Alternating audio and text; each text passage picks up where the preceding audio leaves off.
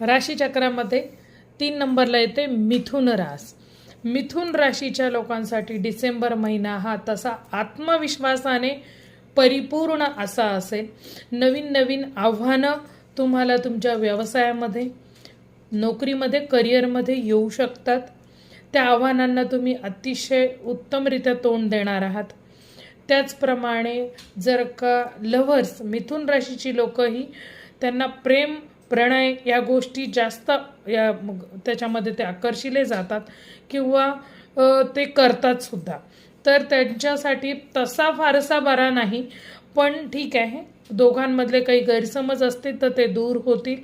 विवाहविषयक गोष्टी असतील तर त्या पुढे जाण्याची शक्यता आहे। प्रमोशन जर का कोणाचं ड्यू असेल तर प्रमोशन या महिन्यामध्ये होण्याची शक्यता आहे।